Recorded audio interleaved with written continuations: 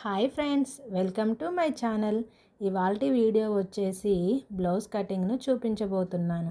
ఇవి రెండు సాదా బ్లౌజులే అండి, అంటే లైనింగ్ లేకుండా కుట్టే బ్లౌజులు అండి. రెండింటిని కూడా ఒకేసారి కటింగ్ ఎలా చేయాలో చూపించబోతున్నాను. మీరు కూడా ఒకసారి చూసేయండి. రెండింటిని కూడా ఒకదానిపై ఒకటి వేసేయాలండి. ఓపెనింగ్స్ అనేవి రెండు ఒకవైపే ఉండాలి, జాయింట్స్ అనేవి కూడా రెండు ఒకవైపే ఉండాలండి. ఎక్కువ తక్కువలు లేకోకుండా కరెక్ట్గా అయితే చూసుకొని మడత అయితే వేసుకోవాలి. ఇక ఆది బ్లౌజ్ తీసుకొని బ్యాక్ పార్ట్ని అయితే కట్ చేసుకుందామండి.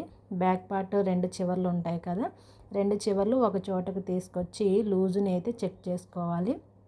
ఆది బ్లౌజ్ కన్నా కూడా ఒక 1/2 ఇంచు ఎక్స్ట్రా అయితే పెట్టేసుకుందాము. వెనక పార్ట్ యొక్క కప్పు ఉన్నదానికన్నా కూడా ఒక 1/4 ఇంచు ఎక్స్ట్రా పెట్టేసుకొని సైడ్ బారు ఎంత ఉందో సేమ్ ఆది బ్లౌజ్ ప్రకారమే పెట్టుకోవాలి. తర్వాత బ్లౌజ్ మొత్తం పొడవు ఎంత ఉందో చెక్ చేసుకుందాం. టేపు తీసుకొని షోల్డర్స్ దగ్గర నుంచి నడుం పట్టీ వరకు కూడా ఒకసారి అయితే కొలుచుకోవాలండి. నాకు 14.5 అయితే వచ్చింది. దానికి ఒక 1/4 ఇంచు కలిపేసి 14.5 ఇంచులతో మార్కింగ్ చేశాను. అలాగే నెక్కుకి 2 ఇంచులతోనైతే మార్కింగ్ చేశాను. షోల్డర్ ఎంత ఉందో ఆది బ్లౌజ్తో చెక్ చేసుకుందాం. 2.5 ఇంచులు ఉందండి. 2.5 ఇంచులతోనైతే మార్కింగ్ చేసుకోవాలి. ఇప్పుడు ఆర్మ్ లూజ్ ఎంత ఉందో చెక్ చేసుకుందామండి. ఇలా బ్లౌజ్ని బ్యాక్ సైడ్ నుంచి అయితే షోల్డర్స్ దగ్గర నుంచి మనం హ్యాండ్స్ జాయిన్ చేస్తాం కదా, అక్కడ ఖర్చు వరకు అయితే చూసుకోవాలి. ఇలా చూసుకున్న తర్వాత నాకు 5.5 ఇంచులు అయితే వచ్చిందండి. 5.5 ఇంచులతో మార్కింగ్ అయితే చేసి ఇలా లైన్స్ అయితే డ్రా చేసుకున్నాను. తర్వాత నెక్ కూడా అలానే డ్రా చేశాను. ఆర్మ్ రౌండ్ కోసం 1.5 ఇంచులు, రౌండ్ నెక్ కోసం 1 ఇంచుతోనైతే ఇలా మార్కింగ్ అయితే చేసుకున్నాను. లూజ్ అనేది కరెక్ట్గా ఉందా లేదా అని ఆది బ్లౌజ్తో కూడా మనం చెక్ చేసుకోవచ్చండి. షోల్డర్స్ దగ్గర ఖర్చుతో పాటు కలిపి ఇలా మార్కింగ్ అయితే చేసుకోవాలి. ఇక్కడ మనం కుట్టు వేసుకోవాలి అని అర్థమవుతుందండి. వాళ్ళు కొంచెం ఖర్చు ఉంచమన్నారు, నేను ఖర్చు కూడా ఒక 1 ఇంచ్ ఎక్స్ట్రానే పెట్టమన్నారు.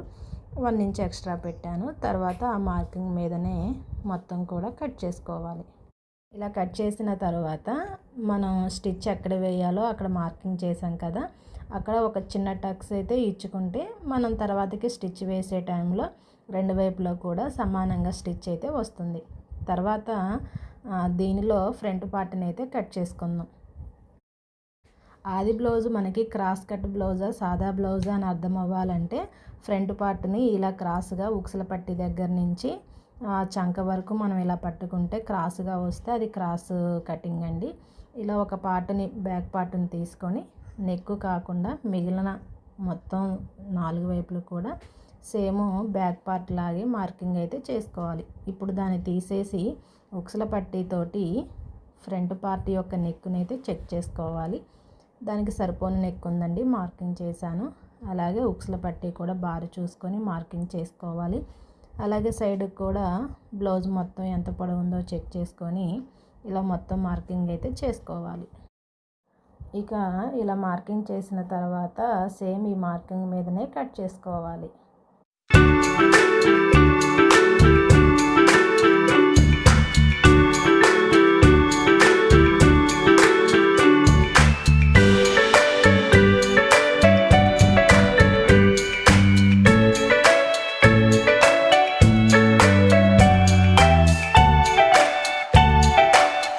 కట్ చేసిన తర్వాత ఫ్రంట్ పార్ట్కి డాట్స్ వేస్తాం కదా, ఆ డాట్స్ కోసం ఇలా చిన్న టక్స్ అయితే ఇచ్చేసుకోవాలి. మనకి ఇవి ఉల్టా పల్టా తెలియడం కోసం నేను ఇలా బీస్ ముక్కతోనైతే మార్కింగ్ చేస్తున్నాను. తర్వాత నెక్స్ట్ హ్యాండ్స్ అయితే కట్ చేసుకుందాం. హ్యాండ్స్ కోసం క్లాత్ని 4 మడతలుగా వేయాలి. ఇది 2 బ్లౌజ్ పీసులు కాబట్టి మొత్తం 8 మడతలుగా అయితే ఉంటుంది. ఒక బ్లౌజ్ పీసు హ్యాండ్స్ హెమ్మింగ్ కోసం క్లాత్ అయితే తక్కువగా ఉందండి.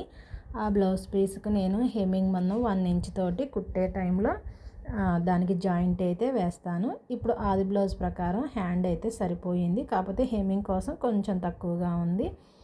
ఎంతైతే ఉందో అంత మార్కింగ్ చేసేసి హ్యాండ్ షేప్ వచ్చేలాగా ఇలా మార్కింగ్ అయితే చేసుకుందాం. టేప్తో ఒకసారి కొలుచుకుందామండి. అసలు హ్యాండ్స్ మొత్తం ఎంత పొడవు ఉందో 9.5 ఇంచులు అయితే ఉంది. తర్వాత 3 ఇంచులతోటి డౌన్ అయితే చేసుకోవాలి. తర్వాత హ్యాండ్స్ని అయితే ఇలా మార్కింగ్ చేసేసుకోవాలి. చేసేసి కట్ చేసుకుందాము. ఈ హ్యాండ్స్కి మధ్యలో ఒక టక్స్ అయితే ఇచ్చుకోవాలండి. ఇలా టక్స్ ఇచ్చిన తర్వాత ఫ్రంట్ పార్ట్కి లో చంక అయితే 2 మడతలు, అంటే ఇప్పుడు మొత్తం 4 మడతల మీద అయితే మనం లో చంకని అయితే ఇలా ఒక 1/2 ఇంచు మందం కట్ చేసుకొని దానికి కూడా ఇలా టక్స్ ఇచ్చేసుకొని ఉల్టా పల్టా లేకుండా మార్కింగ్ అయితే చేసుకోవాలి. హ్యాండ్స్కి సైడ్ జాయింట్స్ ఉన్నాయి కదా, వాటిని అయితే ఇలా కట్ చేసుకోవాలి.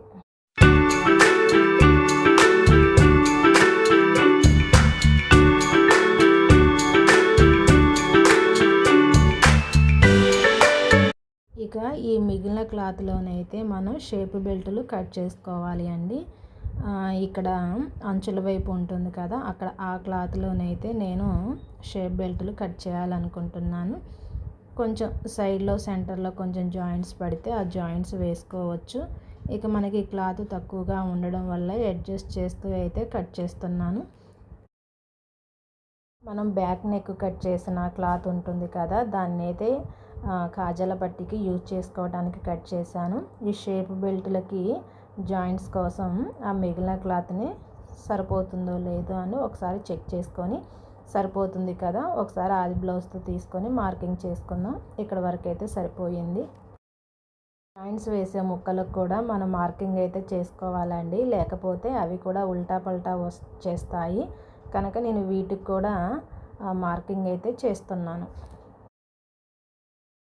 నెక్స్ట్ వీటికి మనం ఉక్సుల పట్టీ కోసమని అంచుల వైపు ఉండే క్లాత్ ఉంటుంది కదండి, కొంచెం ఇవి కూడా జాయింట్స్ పడతాయి. వీటిని కూడా చిన్న చిన్న పీసెస్లా కట్ చేసుకొని 2 బ్లౌజ్ పీసులకు కూడా విడివిడిగా కట్ చేసుకుందాము. నేను 2 ముక్కలు కట్ చేశాను, సరిపోతున్నాయి. అలాగే నడుం బెల్ట్కి కూడా వేయాలి కనుక నడుం బెల్ట్కి కూడా ఇక్కడ మిగిలిన దాంట్లో మన షేప్ బెల్టులు తీసిన తర్వాత క్లాత్ ఉంది కదా, దానిని కూడా నడుం బెల్ట్ కోసం అయితే కట్ చేస్తున్నాను. ఇలా బ్లౌజ్ పీస్ తక్కువగా ఉన్నప్పుడు చాలా ఇబ్బందిగా అయితే అనిపిస్తుంది. నేను ఆమె చూడటానికి సన్నగానే ఉంది కదా అనేసి అనుకున్నాను.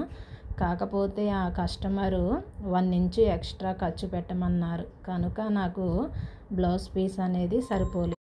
ఇక కటింగ్ అయిపోయిన తర్వాత ఏ బ్లౌజ్ పీస్కి ఆ పీసెస్ అన్నీ సపరేట్గా పెట్టేసుకున్నానండి. ఇది ఫ్రెండ్స్ ఇవాల్టి వీడియో. వీటి స్టిచ్చింగ్ వీడియోతోటి మళ్ళీ కలుస్తాను.